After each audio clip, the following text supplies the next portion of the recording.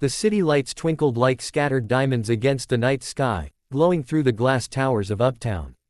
One such tower belonged to the Crest Residences, an exclusive luxury apartment complex where millionaires, celebrities, and corporate moguls lived behind walls of glass, steel, and silence. Among its residents was Adrian Cole, a man whose name was known in boardrooms and newspapers alike. He was 35, sharp-eyed, and carried himself with the kind of calm assurance that came from years of building empires out of ideas. To the world, Adrian was untouchable, a billionaire in the making, a financial genius, and a man who had everything. But on this particular night, he was exhausted. A 12-hour day at the firm had drained him, followed by a charity gala that stretched late into the evening. When he finally left, he wasn't thinking clearly. His mind was buzzing with figures, faces, and echoes of applause. He just wanted to collapse into bed. As he entered the Crest, he loosened his tie, eyes half lidded with fatigue. His driver had dropped him off at the lobby, and without checking the floor number on the elevator, Adrian stepped in and hit a button out of habit. His penthouse was on the 21st floor, but tonight, he pressed 19. He didn't notice the mistake. The elevator chimed, doors slid open, and Adrian stumbled into the hallway. Identical gray walls, identical golden door numbers. It didn't strike him as strange when he stopped in front of 1903 instead of 2103. His key slid into the lock, and to his hazy surprise, the door opened. He stepped inside. The apartment was dark except for a faint glow from a lamp in the living room. Adrian exhaled, tugged at his blazer, and muttered, finally. He walked in, shoes clicking against the wooden floor. But what he didn't know was that this wasn't his home. Inside sat Elena Parker, a 27-year-old woman with weary eyes and a spirit that carried scars no one could see. Elena wasn't a millionaire. She wasn't anyone the city would recognize. She worked as a freelance illustrator, scraping by on commissions and late payments. Her days were quiet, her nights lonelier still. Tonight, she had settled on the couch with a cup of chamomile tea and a well-worn book, her one ritual of peace.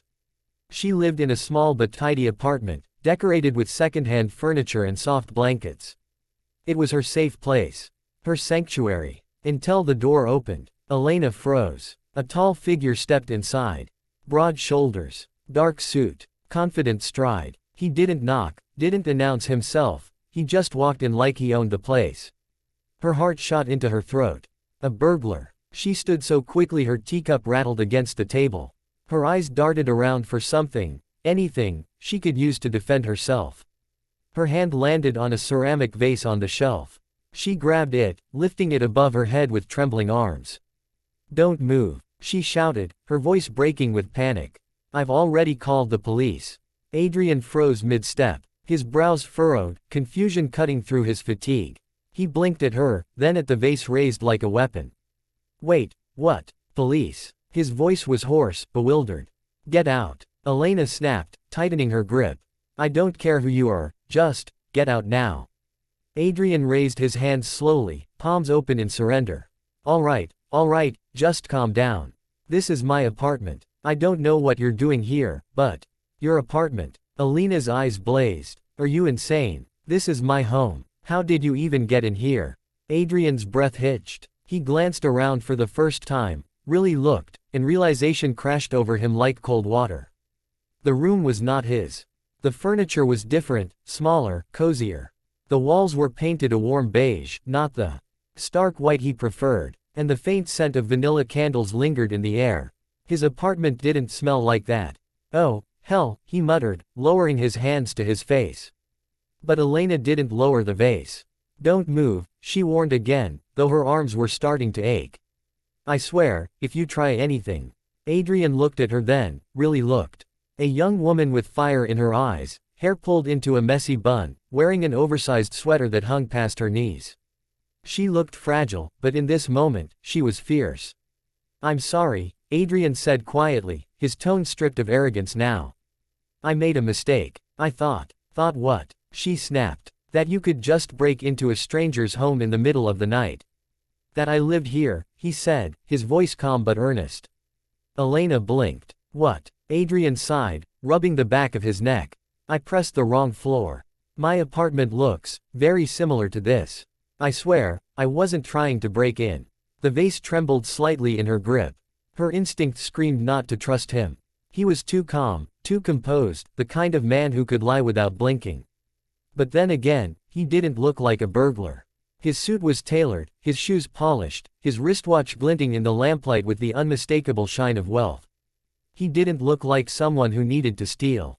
Still, she didn't lower her weapon. "How do I know you're telling the truth?" she demanded. "You don't," Adrian admitted.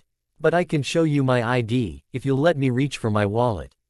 Her eyes narrowed. Slowly, he moved with exaggerated care, pulling out his leather wallet and tossing it gently onto the coffee table between them. Elena glanced down. His driver's license stared back at her. Adrian Cole, Penthouse 2103, The Crest Residences. Her breath caught. He wasn't lying. For a moment, the room was filled only with the hum of the city outside the windows. Elena slowly lowered the vase, setting it carefully on the table. Her hands were still trembling. Adrian exhaled in relief, running a hand through his hair. "I really am sorry. This is embarrassing, to say the least. You nearly gave me a heart attack," Elena muttered, sinking onto the couch. Adrian offered a sheepish half-smile. "Trust me, this isn't exactly how I pictured ending my night either." She gave him a sharp look, but her pulse was beginning to slow. Now that the immediate danger had passed, she found herself noticing him. His features were sharp but tired, his tie loosened, the faintest shadow of stubble lining his jaw. He looked like someone who carried the weight of the world but had nowhere to put it down. "You really didn't realize?" she asked softly. He shook his head. "I was half asleep. Pressed the wrong button in the elevator. Walked into the wrong door. Simple mistake. Simple." Elena let out a short laugh, still shaken. "You scared me half to death." "I scared myself too," he admitted. For a long moment, neither spoke. The air between them was strange, awkward, tense, but charged with something else neither could name. Finally, Adrian cleared his throat. "Look, I'll go. Again, I'm sorry. It won't happen again." He turned toward the door, but Elena's voice stopped him. "Wait." He looked back. She hesitated, biting her lip before speaking. "You don't seem okay," she said softly. "You look exhausted." Adrian blinked. No one ever said that to him. In his world, people expected perfection. No one asked if he was okay. He gave a small, almost vulnerable smile. "It's been a long day." She studied him for a moment, then sighed. "Do you want some tea? I just made a pot." Adrian tilted his head, surprised. "After I barged into your apartment and nearly gave you a heart attack." Elena gave a faint shrug. "Well, you don't seem dangerous anymore. And it's chamomile. Helps with exhaustion." He chuckled, the sound low and genuine. "I'd like that." And so, for the first time in years, Adrian Cole, millionaire, mogul, untouchable figure, sat on a worn-out couch in a stranger's modest apartment, sipping chamomile tea from a chipped mug. And Elena Parker, the woman who had once held a vase above her head ready to fight, sat across from him, watching the weight slip from his shoulders little by little. Neither of them knew it, but this bizarre accident, the wrong floor, the wrong door, the wrong apartment, was about to change everything. The steam from the tea curled softly into the air, carrying the faint scent of chamomile through the modest apartment. For a long moment, neither Adrian nor Elena spoke. They simply sat in the quiet, two strangers bound by the strangest of circumstances. Elena's fingers tapped nervously against her mug. She couldn't believe what she was doing, offering tea to a man who had walked into her apartment uninvited, a man who was, by all accounts, one of the most powerful businessmen in the city. She had recognized his name on the ID instantly. She'd seen him on the news once or twice, usually photographed at charity events or corporate press conferences. What on earth was he doing here, sipping tea in her tiny living room? Adrian, meanwhile, found himself oddly at peace. It had been years since anyone had treated him like just a man, not a figure to impress or fear. Elena's apartment was warm, lived in. The blanket thrown carelessly over the couch, the stack of sketchbooks on the coffee table, the faint vanilla candle still flickering on the shelf, it all felt real. "Human. You draw," he said suddenly, nodding toward the sketchbooks. Elena stiffened. "What?" He pointed to the top one, where a pencil drawing peeked out from the half-closed cover. "You're an artist." Her lips pressed into a line. "I try. Freelance commissions mostly. It pays the bills. Sometimes." Adrian leaned back, studying her. You're good. That depends on who you ask, she muttered. Some clients think I'm worth their money. Others vanish without paying. The glamorous life of a struggling illustrator. There was a quiet bitterness in her tone that caught Adrian off guard. He wasn't used to people speaking so plainly about their struggles. In his world, weakness was hidden behind polished smiles. I'd like to see them, he said. Her eyes narrowed. Why? So you can critique me like one of your corporate analysts. He shook his head, a hint of a smile tugging at his lips. No. Because I'm curious. Elena hesitated, then reluctantly slid one of the sketchbooks toward him. Fine. But don't laugh. Adrian opened it carefully, as though the pages were something fragile. He flipped through drawings of faces, cityscapes, and whimsical characters that seemed to leap off the page. They weren't just technically good, they had soul. Emotion bled from every line. You're talented, he said quietly. She crossed her arms, suspicious of the sincerity. You don't have to say that. I'm not saying it because I have to. I mean it. He closed the book gently and looked at her. These are better than half the art I see sold at galas for ridiculous sums. For the first time that evening, color touched Elena's cheeks. She looked away, muttering, well, thanks, I guess. The silence stretched again, but this time it wasn't uncomfortable. It was tentative, as though a fragile thread of connection had formed between them. Then Adrian's phone buzzed. He pulled it from his pocket and glanced at the screen.